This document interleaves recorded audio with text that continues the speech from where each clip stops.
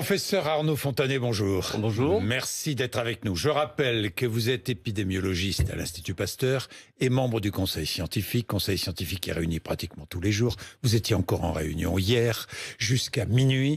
Vous travaillez dur sur le fameux variant anglais qui vous inquiète vraiment. Alors c'est un variant finalement qui change complètement la donne pour cette rentrée d'année. La dernière fois qu'on s'était vu, on était dans une ambiance où on se disait finalement ce virus, maintenant on a quand même compris comment jouer sur sa transmission, sa dissémination en population.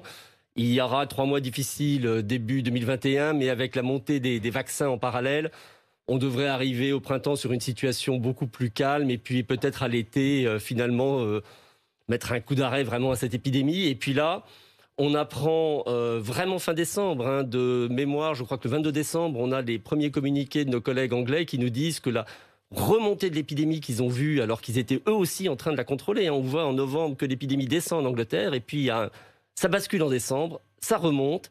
Et là, quand ils analysent, ils se rendent compte que parmi les souches qui circulaient en Angleterre, il y avait une souche différente des autres qui apparaît. Ils en font la séquence complète. Et sur cette souche, ils trouvent 24 mutations, quelque chose de tout à fait extraordinaire, très inhabituel. Et ce mutant se répand plus rapidement, 50% de plus que les autres souches du virus. Et du coup, l'Angleterre, comme vous le savez, plonge dans une situation extrêmement difficile. Londres, le sud-est de l'Angleterre, maintenant l'Irlande à côté, très sévèrement touchée, avec un virus qui n'arrive pas à stopper malgré des mesures de contrôle à peu près similaires à celles qu'on a aujourd'hui, puisque à ce niveau de mesures de contrôle, eh bien, ce virus continue de progresser à raison de 50% de cas de plus par semaine. Voilà, ce virus variant anglais progresse parce qu'il est plus contagieux. Est-ce que nous sommes en train, je vais vous poser une question, mais alors précise, Arnaud Fontanet, est-ce que nous sommes en train de revenir à la situation que nous avons connue en février dernier, ici en France? Alors, il y a une analogie qui est que c'est presque une nouvelle épidémie dans l'épidémie. C'est-à-dire que nous sommes en train de vivre une nouvelle épidémie dans l'épidémie. Voilà. Avec quand même 2 différences fondamentales. C'est que quand on était en février dernier, ce fameux nombre de reproductions était de 3, alors que là, avec ce variant anglais, on est, avec les mesures de contrôle dont on dispose, à 1,5, donc c'est pas quand même le même temps de doublement de l'épidémie. Et puis aussi, on a un vaccin. Et en février dernier, on n'avait pas de vaccin. Donc on a quand même tout ce qu'on a appris sur la façon de contrôler la circulation du virus, qu'on ne connaissait pas en février, un virus qui se répand plus, mais qu'on arrive quand même à maintenir à des niveaux plus contrôlables que ce que l'on avait évidemment en février dernier. Et puis on a un vaccin entre les mains. Oui, Arnaud Fontanet, on a un vaccin entre les mains. Mais dans l'immédiat, ça veut dire quoi? Ça veut dire que nous sommes confrontés à une recrudescence de l'épidémie, enfin une nouvelle épidémie dans l'épidémie. Ça veut dire que nous ne sommes pas sortis de l'auberge, si je puis dire. Non, on n'est pas sorti de l'auberge. Alors maintenant... Et dans les mois qui viennent, dans les semaines qui viennent, est-ce que dans les semaines qui viennent, on peut s'attendre à une recrudescence du nombre de cas en France? Alors, on va très vraisemblablement avoir une recrudescence du nombre de cas en France dans les semaines qui viennent. Ce qui est très important, finalement, c'est de bien analyser la situation. Il y avait d'une part le virus qu'on connaît. On avait dit que les périodes de fêtes de fin d'année pourraient être accompagnées d'une augmentation de la circulation de ce virus. On l'a observé de façon modérée. On a l'impression finalement que ces fêtes de fin d'année se sont plutôt bien passées. Même le 31, d'après les premiers signes, le 31 se serait bien passé? Le 31, c'est un tout petit peu trop tôt. Par rapport au 25, on peut dire que les choses vont bien. Par rapport au 31, il faudra attendre encore la fin de la semaine pour le dire. Mais les signes sont encourageants. Mais les signes sont encourageants. Par rapport à il y a un mois, on a 40% d'augmentation de l'incidence. C'est un R qui est à peu près à 1,1. C'est un tout petit peu plus élevé chez les 20-29 ans. Ça ne s'est pas traduit par une augmentation des hospitalisations. Donc, c'était ce qu'on attendait. Si les gens faisaient attention, c'est ce qui s'est passé. On était finalement dans ce scénario qu'on pensait pouvoir contrôler assez bien. Ça, c'est la première chose. La deuxième, c'est l'émergence de ce variant anglais, dont on sait qu'il se transmet mieux, qui pour l'instant est... Plus contagieux, donc plus contagieux. Le porteur est plus contagieux. Plus contagieux, ne donne pas de forme clinique plus grave, mais simplement plus contagieux.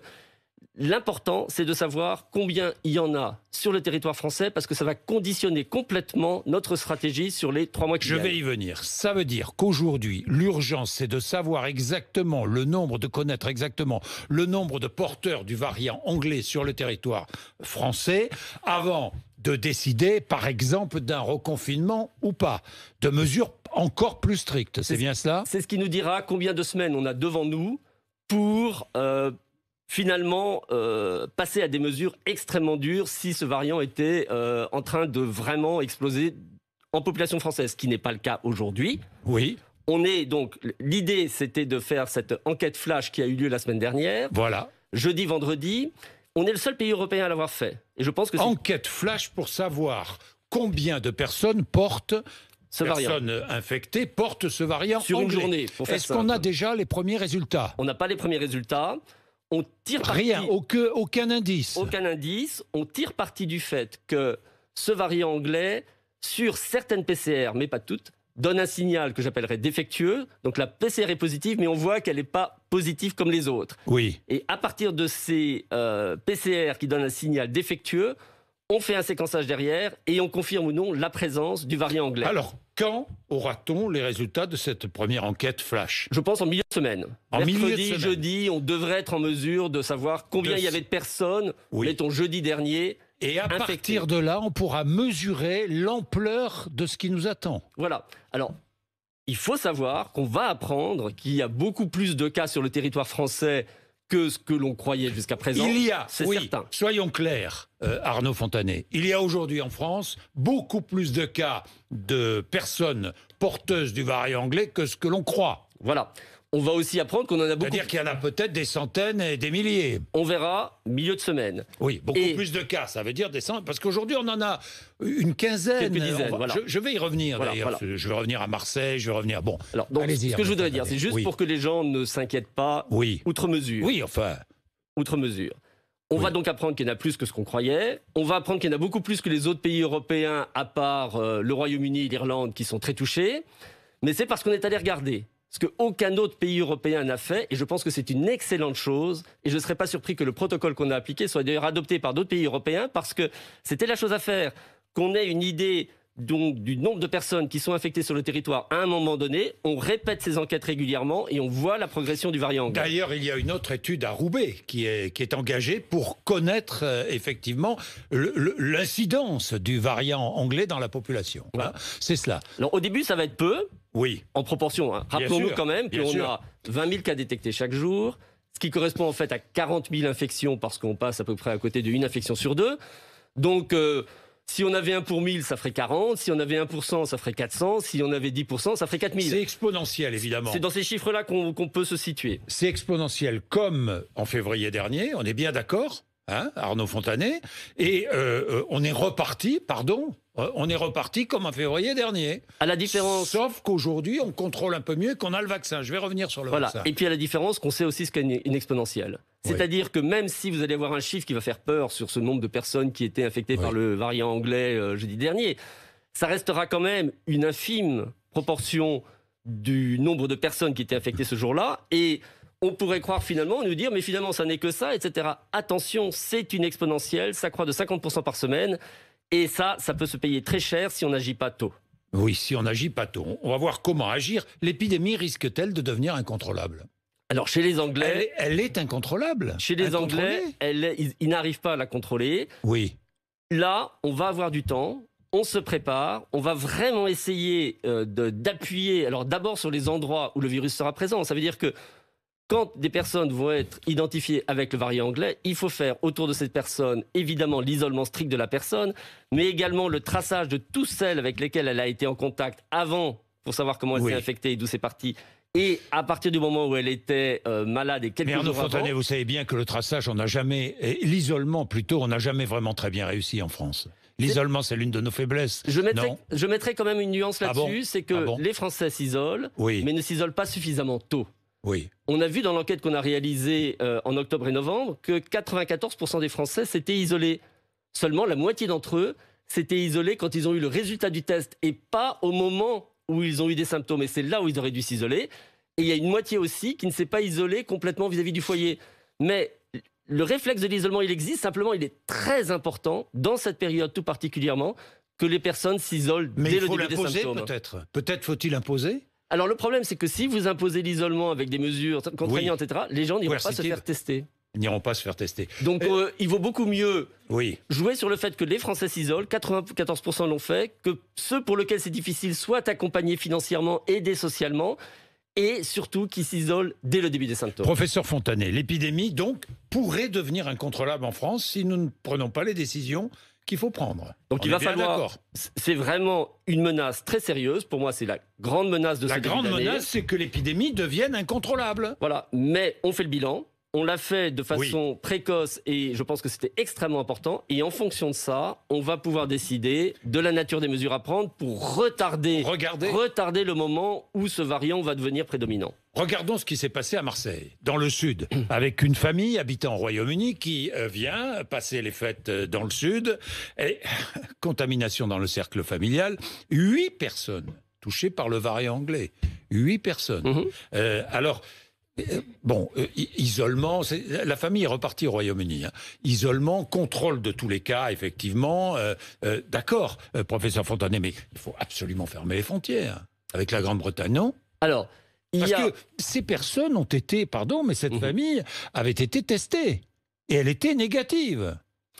Il est effectivement, par rapport à un nombre encore limité de pays, vraiment important de se poser la question de la fermeture des frontières. On parle effectivement du Royaume-Uni. On a. Est-ce que vous fermeriez les frontières avec le Royaume-Uni, avec l'Irlande, avec ces pays, avec l'Afrique du Sud, on va parler du variant sud-africain, avec ces pays qui sont touchés par ces variants? Je pense que c'est certainement une question à mettre à l'ordre du jour. Ce n'est pas évidemment à nous, conseil scientifique, de décider. Non, mais c'est pas vous qui allez décider. On le met sur la table, c'est évident. Vous le mettez sur la table.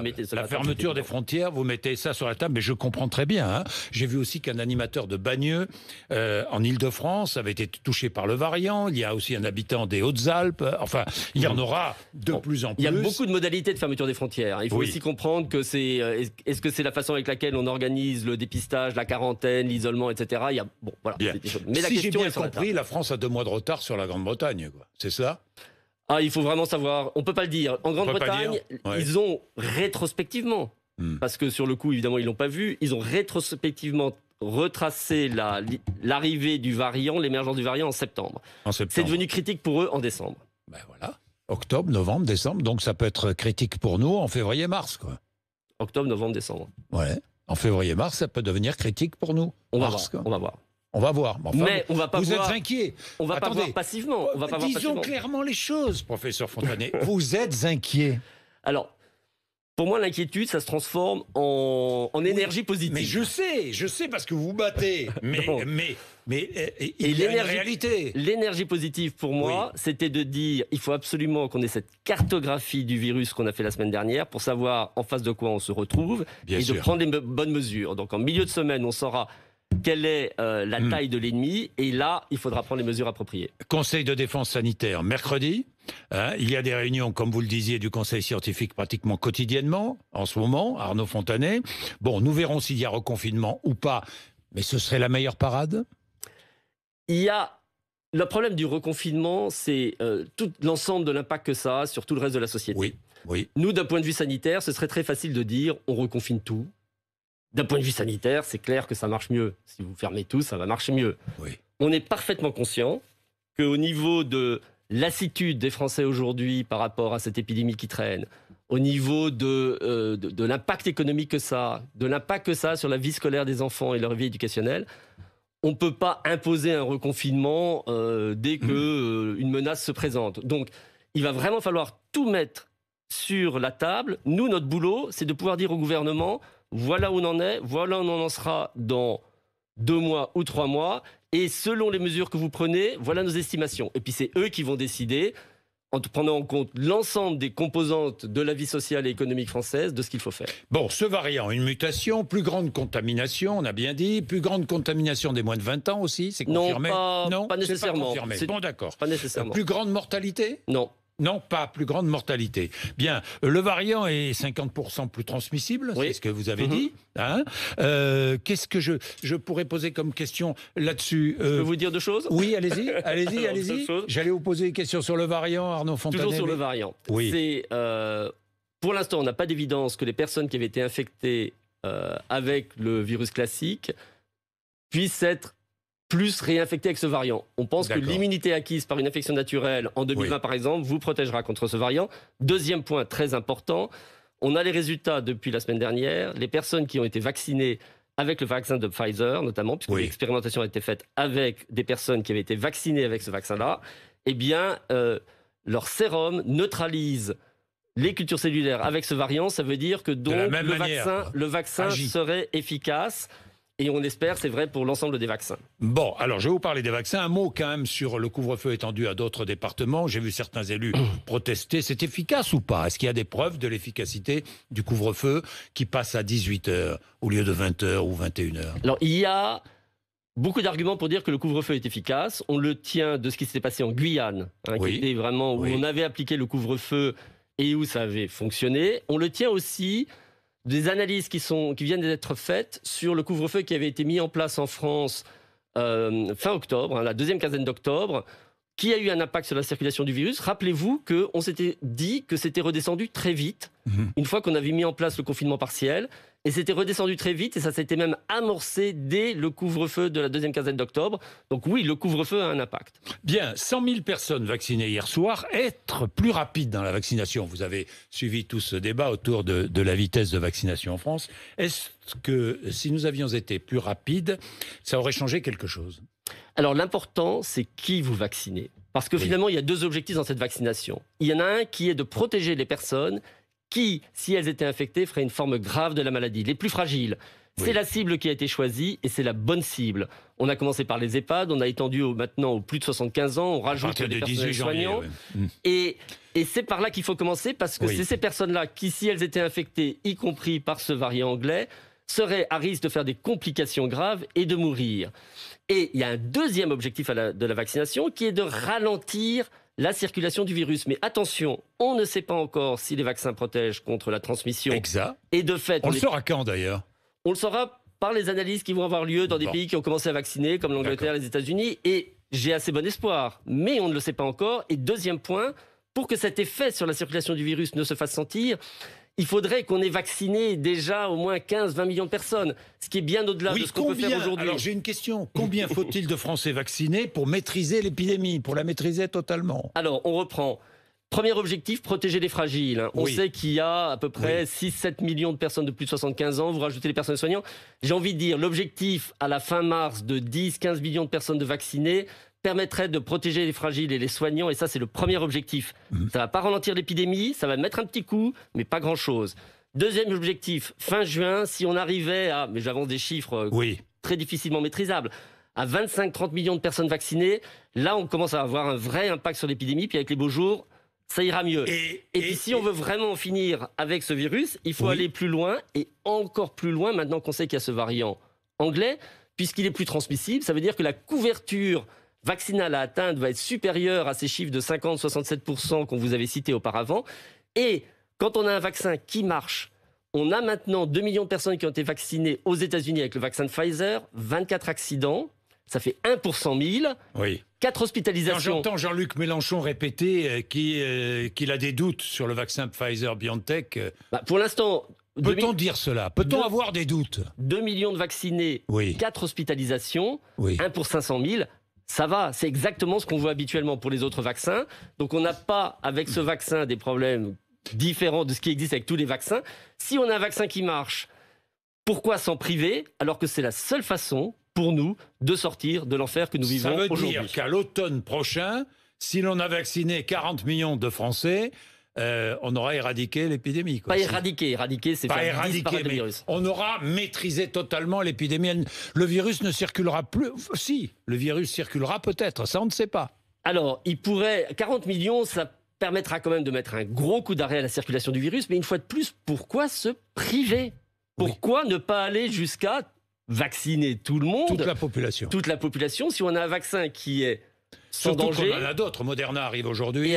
Aujourd'hui, la grosse difficulté, ça va être la production de ces vaccins et leur disponibilité. Donc, mais on peut espérer, vu l'effort international qui est fait, quand on prend un horizon de septembre prochain, qui ait effectivement les moyens de vacciner l'ensemble de la population. J'ai une dernière question qui me vient à l'esprit. On a beaucoup parlé du variant anglais. Il y a aussi le variant sud-africain qui vous inquiète, je le sais, beaucoup. Hein. Il vient du Cap, je crois. Hein. Il vient du Cap. Il vient du Cap. Est-ce qu'il y a d'autres variants possibles, d'autres variants qui vont surgir ici ou là? Très étonnant dans l'histoire de cette épidémie, c'est qu'on vous a dit jusqu'à présent que ce virus mutait peu. Et c'est vrai, 2 mutations par mois, c'est peu pour un virus ARN. On a vu cette mutation qu'on appelle D614G dès février, qui était le mutant qui finalement a complètement envahi la planète après les tout premiers virus qui nous sortaient de Wuhan. Puis plus rien. Il y a eu des mutants, mais complètement insignifiants. Et puis là, on a vu arriver en septembre le variant anglais. En Afrique du Sud, la même chose. Et il y a un papier très intéressant de nos collègues sud-africains qui, justement, ont situé l'émergence de ce mutant sud-africain à la baie de Mandela, qui est près du Cap, à un endroit où l'épidémie a frappé très fort au mois d'août, avec 40% de personnes qui ont été infectées dans les quartiers pauvres de cet endroit-là. Et ils évoquent la possibilité que ce mutant est émergé à partir de patients infectés par le virus du sida, qui, vous savez, est très présent en Afrique du Sud.